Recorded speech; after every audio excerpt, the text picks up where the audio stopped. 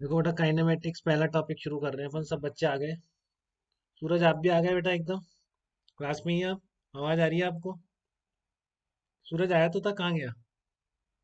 अरे, सब mic access नहीं है सूरज को। अच्छा। सूरज है किस नाम से अभी? सब सूरज चौधरी के नाम से ही अच्छा अच्छा, सूरज चौधरी।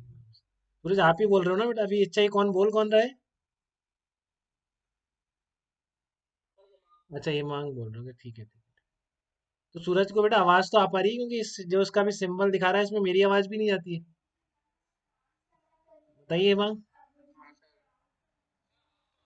ऊपर वो नहीं बोल सकता अभी। अच्छा ठीक है, चलो ठीक है, कोई बात। तो काइनेमेटिक्स किसको कहते हैं अपन? काइनेमेटिक्स वो है जब हम मोशन के कॉज को नहीं दे रहे हैं। काइनेमेटिक्स से पहले आप देखिए मैकेनिक्स क्या होती है। ये सारी चीजें मैकेनिक्स की हैं। फर्स्ट आपकी जो बुक है पूरी, सब कुछ मैकेनिक्स है। मतलब पूरा आपका जो बेसिकली जो आपका 11th का कोर्स है, इसमें एक थर्मोडायनेमिक्स को हटा दें, ठीक है, तो बाकी सारा मैकेनिक्स है आपका बेटा। पूरी 11th मैकेनिक्स है। तो मैकेनिक्स का मतलब क्या होता है? Study of motion of lifeless objects. Study of motion of lifeless object. हम इसमें ये नहीं पढ़ते हैं कि आदमी भाग रहा है तो कितनी देर में थक जाएगा। ऐसी कैलकुलेशन हम कुछ नहीं करते हैं, वो बायो में करेंगे। ठीक है। हम समझते हैं कि एक ब्लॉक को आपने वी नॉट स्पीड से फेंका सरफेस पर, तो वो कितनी देर में रुक जाएगा, ये हम बिल्कुल निकाल सकते हैं। यही मैकेनिक्स है। बट एक आदमी ने भागना शुरू किया तो वो आदमी किस इंटरनल कॉजेस की वजह से थक जा रहा है या क्या है, उसकी मोशन हमारे हाथ में है। उस मोशन की स्टडी हम मैकेनिक्स में नहीं करेंगे। ठीक है। मैकेनिक्स को अगर आप कैटेगराइज करना चाहते हैं तो आप दो जो बड़े बड़े आज तक लोग हुए हैं संसार में, एक न्यूटन और एक आइंस्टीन, उन्हीं के नाम पे इनका कैटेगराइजेशन है। ठीक है। तो क्लासिकल मैकेनिक्स हम पढ़ेंगे बिल्कुल, जो कुछ है न्यूटन की बनाई हुई मैकेनिक्स। आइंस्टीन की मैकेनिक्स में हम बिल्कुल नहीं जाएंगे। वो आप इंजीनियरिंग में जाते हैं, फर्स्ट ईयर सेकेंड ईयर में सब पढ़ते हैं। ठीक है। बट हम जो बात करने वाले हैं, जो 11th 12th में बात करेंगे, हमेशा न्यूटन की मैकेनिक्स की बात करेंगे। तो जब तक आपके पार्टिकल का साइज बेटा लेस देन 10⁻⁻6 मीटर से ज्यादा रहे, बेसिकली ग्रेटर देन 10⁻⁻6 से मीटर, ठीक है, और स्पीड आपकी लाइट की स्पीड के कंपैरिजन में बहुत कम रहती है, जो कि अपना डेली लाइफ की केसेस हैं, तो वहां तक इसके रिजल्ट एकदम वैलिड है न्यूटोनियन मैकेनिक्स के। जो भी न्यूटन का F equals to M A सारे लॉज हैं, सब वैलिड रहते हैं। बट उसके बाहर जाके साइज अगर आपका इससे कम हो जाए 10⁻⁻6 मीटर से, या स्पीड आपकी लाइट के ऑर्डर की पहुंच जाए, तो फिर इसके रिजल्ट गलत आना शुरू हो जाते हैं। तो इसलिए फिर इसकी एडवांस मैकेनिक्स जो आइंस्टीन ने बनाई वो रिलेटिविस्टिक मैकेनिक्स थी। तो basically classical mechanics is a special case of relativistic mechanics. ठीक है ना। क्लासिकल मैकेनिक्स से आने वाले रिजल्ट इस लिमिट में तो हमेशा वैलिड रहेंगे। तो हम तो हमेशा यूज करेंगे, क्योंकि हम हमेशा इस तरह की डेली लाइफ की बात कर रहे हैं कि लाइट की स्पीड की ऑर्डर की स्पीड नहीं है, साइज अपने नॉर्मल है, 10⁻⁻6 मीटर जितने छोटे नहीं है। ठीक है। तो काइनेमेटिक्स का मतलब होता है कि बेटा इस मैकेनिक्स का पार्ट है। काइनेमेटिक्स डायनेमिक्स ऐसे बोल सकते हैं। तो काइनेमेटिक्स जो है, इसमें मोशन का कॉज इन्वॉल्व नहीं है। ठीक है। तो पूरे इस काइनेमेटिक्स की स्टडी में मैं फोर्स की बात नहीं करूंगा कि इतना एक्सलरेशन कौन दे रहा है।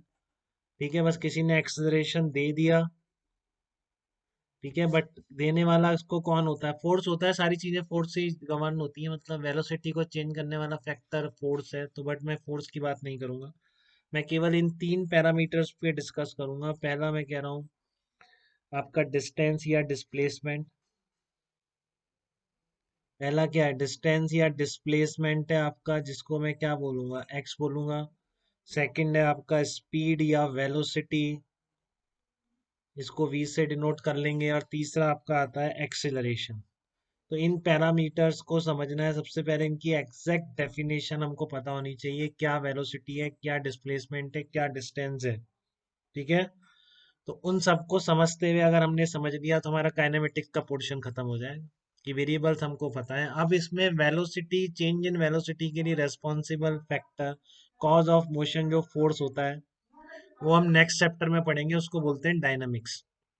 तो यहाँ पे डायनामिक्स आ जाती है, वहां मैं फोर्स की बात करता हूँ। जब काइनेमेटिक्स आती है तो ये कहाँ से आया इससे मतलब नहीं है। ये आया तो इन दोनों में क्या चेंज हुआ, इसकी बात करूंगा। ठीक है। ए कहाँ से आया इससे अभी कोई मतलब नहीं है इस चैप्टर में, मुझे कहीं से भी आया बस कह दिया उसने, बता देगा इतना है, ठीक है मान लूंगा मैं। उसका फिर इन पे पोजीशन पर और स्पीड पर वेलोसिटी पर क्या इफेक्ट होगा, उसकी स्टडी मैं करूँगा। ठीक है, तो ये तीन वेरिएबल्स हैं। तो सबसे पहला जो टर्म है आपका काइनेमेटिक्स का, बहुत ही बेसिक, कि आप मोशन में किसको कहते हैं, कब पार्टिकल मोशन में है और कब नहीं है। ठीक है, तो सबसे पहले मैं आपको यही डेफिनेशन बता रहा हूँ कि मोशन क्या होती है, किसको हम मोशन बोलते हैं फिजिक्स में, बाकी कोई कुछ भी बोले हमें मतलब नहीं है। ठीक है, बट फिजिक्स में जो मोशन या रेस्ट वर्ड को डिफाइन किया गया है उसका क्या मीनिंग है। ठीक है, तो सबसे पहले एक चीज बता दूं बेटा, motion is a relative term. मतलब motion is a relative term, इसका क्या मतलब होता है। हाँ, ये डिपेंड करता है कि देखने वाला कौन है पार्टिकल को। ठीक है, फॉर एग्जाम्पल जैसे मान लीजिए आपकी एक कार है, सब लोग समझ पाएंगे क्योंकि वेक्टर डिफरेंशिएशन इंटीग्रेशन सबको आता है, इस लेक्चर में कुछ नहीं। मान लो ये कार इस तरह से चल रही है V0 स्पीड से, एक ब्लॉक रखा हुआ है। एग्जाम्पल मैं बहुत यूज करता हूँ, ठीक है ना, तो आपको भी इसी से समझना है, तभी हम कम्युनिकेट कर पाएंगे चीजें अच्छी तरह।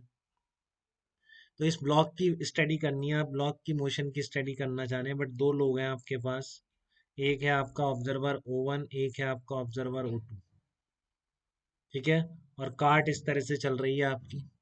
तो अगर मैं इस ओवन से बात करूंगा तो ओवन क्या बोलता है, ये क्या बोलेगा, रेस्ट पर है या मोशन में। मोशन भी नहीं बोलेगा। हाँ, मोशन में क्यों बोलेगा ये, वो सुनिए पहले। नहीं नहीं, ऐसे नहीं, ऐसे नहीं होता। नहीं, ऐसे ऐसे नहीं होता, एग्जैक्ट एग्जैक्ट चीज होनी चाहिए। क्या एग्जैक्ट चीज है वो, कब कब कोई ऑब्जर्वर बोलता है कि उसके रिस्पेक्ट में ऑब्जेक्ट मोशन में, क्या डेफिनेशन है उसकी। ठीक है, अरे तो उसी को पूछ रहा हूँ, कब रेस्ट पर होता है, उसी को पूछ रहा हूँ मैं, कब रेस्ट पर होता है।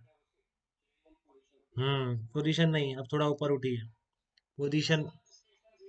डिस्प्लेसमेंट की बात ही नहीं, डिफाइन ही नहीं हुआ अभी तक, शुरुआत हुई है मोशन की, वेक्टर के बाद मोशन शुरू करी। चेंज का position with respect to time. हाँ, तो पोजीशन की जगह पोजीशन वेक्टर बोलिए, मैं वही कह रहा हूँ आपको बस। Yes sir. ठीक है ना, तो ये आपका मान लीजिए ऑब्जर्वर है। सुनो आप एक बार, मोशन में क्या रिक्वायरमेंट है, एक ऑब्जर्वर होता है, इसके इसको आपने एक 3D कोऑर्डिनेट सिस्टम दिया हुआ होता है, और प्लस आपने इसको एक क्लॉक दे रखी होती है। तो ये पूरा कॉम्बो मैकेनिक्स का क्या कहलाता है बेटा, इसी को हम कहते हैं फ्रेम ऑफ रेफरेंस। क्या बोलते हैं इसको, फ्रेम ऑफ रेफरेंस बोलते हैं। तो फ्रेम ऑफ रेफरेंस में आप किसी भी ऑब्जेक्ट की स्टडी करने जा रहे हैं, पहले तो आपको ये क्लियर होना चाहिए किस फ्रेम से आप ये स्टडी कर रहे हैं। ठीक है ना, अभी हमारे लिए जस्ट ये टर्म है क्लॉक और इसका कोऑर्डिनेट सिस्टम का, ये जस्ट हमारे लिए सिंपल सी बात है कि ऑब्जर्वर पे आप ओरिजिन मान लें। बाकी टाइम का वेरिएशन हम, मैंने बताया रिलेटिविटी अभी पढ़ते नहीं है, तो क्लॉक हमारे लिए बस just like change in time है, और कोई फ्रेम से इसका रोल नहीं है। ठीक है, तो बस आपने क्या किया है, जिस भी ऑब्जर्वर के रिस्पेक्ट में आपको बात करी है, आपने उस पर अभी ओरिजिन मान लिया, सीधा सा यही काम करेंगे हम। ठीक है, आपने ऑब्जर्व, जो भी आपका ऑब्जर्वर है O1 लेट से, उसको आपने क्या मान लिया, ओरिजिन मान लिया। तो आप क्या करेंगे, ओरिजिन है तो आप किसी भी पॉइंट का पोजीशन वेक्टर आप ड्रॉ कर सकते हैं। तो इसको स्टडी करनी थी इसके रिस्पेक्ट में इस ऑब्जेक्ट की, ये क्या करेगा, पोजीशन वेक्टर बनाएगा डिफरेंट डिफरेंट टाइम। तो अगर इस ऑब्जेक्ट का पोजीशन, तो हम किसको कह रहे हैं बेटा, मोशन हम किसको कह रहे हैं, ध्यान से समझिए, पोजीशन वेक्टर मोशन का क्या मतलब कह रहा हूँ। सब लोग ध्यान से सुनेंगे, सूरज आप भी सुनिए बिल्कुल। मोशन क्या है, position vector of the object, if position vector of the object with respect to, समझ रहे हैं क्या क्या कह रहा हूँ मैं, इस position vector of the object with respect to observer. तो ऑब्जर्वर आपका ओरिजिन है, जिससे आप मोशन को देख रहे हैं, वहां से आपने उस ऑब्जेक्ट का पोजीशन वेक्टर ड्रॉ कर दिया है। तो if position vector of the object with respect to observer is changing with time, is changing with time, ठीक है, इज चेंजिंग, क्या कह रहा हूं मैं, इज चेंजिंग विद टाइम, क्या चेंज हो रहा है, पोजीशन वेक्टर, वेक्टर है ध्यान रखिए, हो सकता है मैग्नीट्यूड सेम रह जाए बट डायरेक्शन चेंज हो जाए। ठीक है, if position vector of the object with respect to observer is changing with time, then that object is said to be in motion, then that object is said to be in motion, said to be in motion with respect to observer. उस observer के respect में वो जो object होगा वो क्या कहलाएगा, आपका मोशन में कहलाएगा। तो यहाँ पर ये आपका ओरिजिन है, पोजीशन वेक्टर ये रहा, थोड़ी देर बाद पोजीशन वेक्टर ये रहा, दोनों डिफरेंट है, साफ दिख रहे हैं आपको। लेकिन इसके रिस्पेक्ट में देखिए, इस पर आपने कोऑर्डिनेट सिस्टम बनाया, आई कैप जे कैप सबको क्लियर है। मान लो ये एक्स एक्सिस बना दी ओ टू के रिस्पेक्ट में, और ये डिस्टेंस मान लो टू, टू मान लिया आपने टू। तो आप इससे कभी भी पूछ लो इस वाले से, कहीं पे भी चली जाए कार्ट, आप इस ओ टू ऑब्जर्वर जो है जो अंदर है कार्ट के, इससे आप कभी भी पूछ लो, ये आपको पोजीशन वेक्टर का जवाब क्या देने वाला है बेटा हमेशा। अगर ये एक्स एक्सिस है, डिस्टेंस टू है, तो ये वाला टू आई कैप बोलने वाला है, कभी भी पूछ लो। यहाँ पे पूछोगे तब भी क्या बोलने वाला है, टू आई कैप। यहाँ से पूछोगे तब भी क्या बोलने वाला है, टू आई कैप। तो इसलिए ये क्या बोलेगा, इसके रिस्पेक्ट में ये ब्लॉक मोशन में नहीं है। अब आप मान लो एक पार्टिकल सर्कल में घूम रहा है इस तरीके, तो रेडियस फिक्स है उस सर्कल की, तो ये पार्टिकल क्या सेंटर के रिस्पेक्ट में मोशन में है क्या?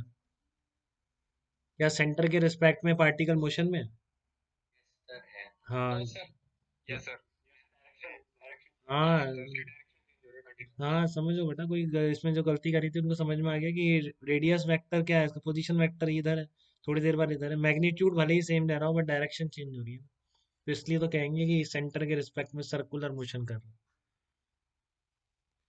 तो ये बात है बेटा कि आपका पोजीशन वेक्टर अगर चेंज हो रहा है with respect to time, then object is said to be motion, और नहीं हो रहा है तो object is said to be eight